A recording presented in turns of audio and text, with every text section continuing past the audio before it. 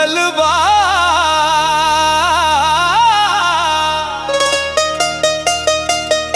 आज इश्क के महफिल में प्यार के चर्चा खुलल बा।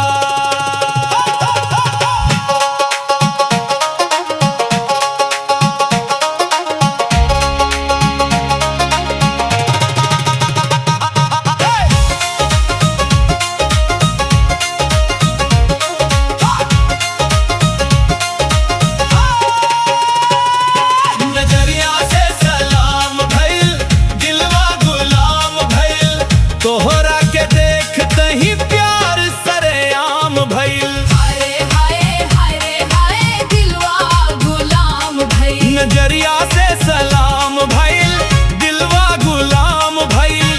तोहरा के देखते ही प्यार सरेआम भइल।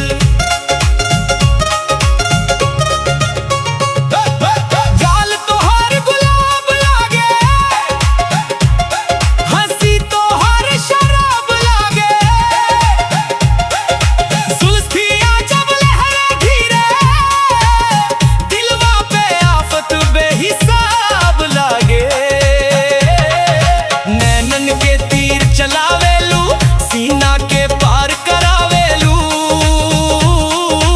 एक मुस्की में जान ले लेलू, हीरो खुद के मासूम बतावेलू।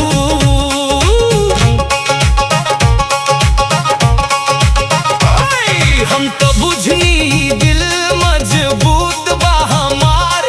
तोहरे नैनन देख के भरम टूट गइल।